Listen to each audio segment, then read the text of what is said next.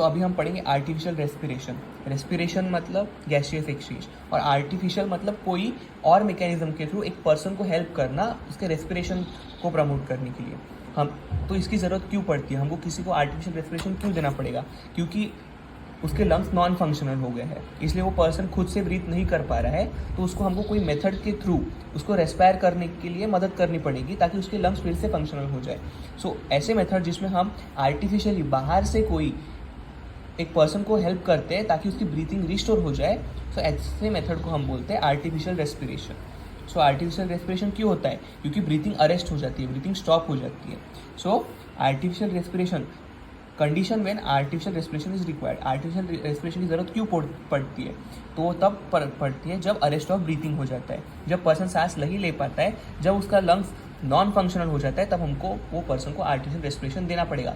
अगर हम with in time, with in golden hour, अगर उसको हम ट्रीटमेंट प्रोवाइड नहीं किए, उसको आर्टिफिशियल रेस्पायर करने में मदद नहीं किए, तो वो पर्सन की डेथ भी हो सकती है।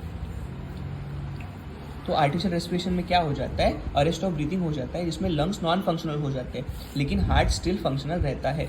आर्टिफिशियल रेस्पिरेशन के टाइम पे हार्ट नॉन फंक्शनल नहीं रहता है।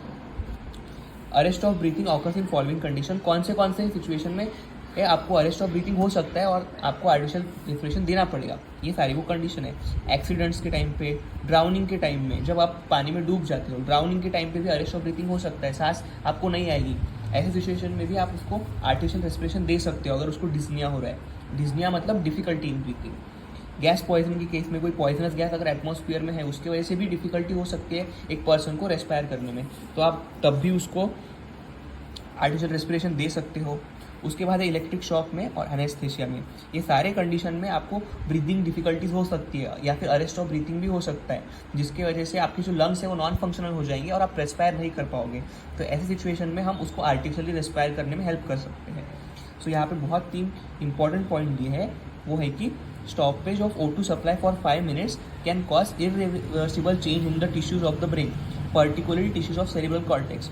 अगर एक इंसान को 5 मिनट तक सांस लेने नहीं दिया तो उसके ब्रेन में बहुत इरिवर्सिबल चेंजेस आ जाएंगे और वो कभी वो सिचुएशन से वापस नहीं आ पाएगा। सो वो 5 मिनट में अगर हमने उसको आर्टिफिशियल रेस्पिरेशन प्रोवाइड कर दिया तो उसकी लाइफ सेव हो सकती है, क्योंकि अगर वो 5 मिनट तक उसको सांस नहीं मिली तो उसका ब्रेन कोमा में जा सकता है, जो कि एक इरिवर्सिबल कंडीशन है। उसके बाद artificial respiration should be started quickly without any delay before the cardiac failure, क्योंकि आर्टिफिशियल रेस्पिरेशन के टाइम में सिर्फ लंग्स नॉन फंक्शनल हो जाते हैं। अगर हमने उसको आर्टिफिशियल रेस्पिरेशन के थ्रू हेल्प कर दी तो उसका जो ब्रीदिंग रेट है वो नॉर्मल हो सकता है। अगर हमने उसको आर्टिफिशियल रेस्पिरेट नहीं किया तो उसका जो हार्ट है वो भी फेल हो सकता है। उसके बाद हम पढ़ेंगे मेथड्स ऑफ आर्टिफिशियल रेस्पिरेशन। तो हम एक पर्सन को कैसे आर्टिफिशियल रेस्पिरेशन दे सकते हैं? सो इसमें 2 मेथड है, मैनुअल मेथड और मैकेनिकल मेथड। मैनुअल मेथड मतलब जो एक पर्सन टू पर्सन ट्रांसफर के देंगे या फिर कोई फिजिकल एक्टिविटीज़ के थ्रू हम उसको रिकवर करने का ट्राई करेंगे, ये होंगे मैनुअल मेथड। और मैकेनिकल मेथड मतलब कोई मशीन्स के थ्रू जैसे कि वेंटिलेटर मशीन थ्रू हम उसको रेस्पायर करने में हेल्प करेंगे। सो मैनुअल मेथड मतलब जो एक इसमें कोई पर्सन हो या कोई एक्सरसाइज हो या कोई पोजीशन हो जिसकी वजह से हम उसको आर्टिफिशियल रेस्पिरेशन में हेल्प करेंगे। और मैनुअल मेथड मतलब जिसमें एक कोई मशीन या टेक्निक्स इन्वॉल्व हो। इसलिए जो मैनुअल मेथड है ये लॉन्ग ड्यूरेशन के लिए नहीं दे सकते, क्योंकि एक कोई इंसान प्रोवाइड करता है या कोई पोजीशन से ये आर्टिफिशियल रेस्पिरेशन में हेल्प करता है, तो ये लॉन्ग ड्यूरेशन के लिए कोई इंसान नहीं कर सकता है। सो जो मैनुअल मेथड है लॉन्ग ड्यूरेशन के लिए नहीं है, लेकिन जो मैकेनिकल मेथड है वो लॉन्ग ड्यूरेशन के लिए हेल्प कर सकती है। सो मैनुअल मेथड में कौन से मेथड है? वो है माउथ टू माउथ ट्रांसफर, जिसमें हम directly mouth to mouth transfer करके वो पर्सन को आर्टिफिशियल रेस्पिरेट करने में मदद कर सकते हैं। दूसरा है होल्जर-नील्सन मेथड। सो ये है मैनुअल मेथड में माउथ टू माउथ मेथड और होल्जर-नील्सन मेथड HNM। दूसरी मेथड है मैकेनिकल मेथड। मैकेनिकल मेथड मतलब जिसमें हम कोई मशीनरी को यूज़ करेंगे। इसमें है ड्रिंकर्स मेथड और वेंटिलेशन मेथड। वेंटिलेशन मेथड में भी 2 है, वॉल्यूम वेंटिलेटर और प्रेशर वेंटिलेटर। वेंटिलेशन मेथड एक बहुत इंपॉर्टेंट मेथड है जिसको हम हॉस्पिटल में भी बहुत बार देख सकते हैं।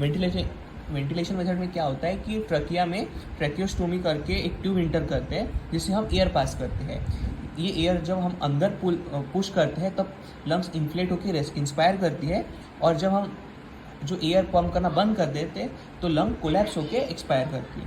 तो यही एक मेथड दिया है कि वेंटिलेशन मेथड में एक रबर ट्यूब है, वो ट्रकिया ऑफ पेशेंट में इंट्रोड्यूस की जाते हैं, जिसमें O2 को पंप करके लंग तक पास किया जाता है। जब एयर को पंप किया जाता है तब लंग्स इन्फ्लेट होती है और इंस्पिरेशन होता है, और जब वो एयर पुश करना स्टॉप कर देते हैं तब एक्सपिरेशन होता है। जब एयर पंप करेंगे तब इंस्पिरेशन होगा, और जब एयर स्टॉप कर देंगे तब एक्सपिरेशन होगा। यही होता है वेंटिलेटर मशीन में। सो ये था आर्टिफिशियल रेस्पिरेशन और उसके मेथड्स।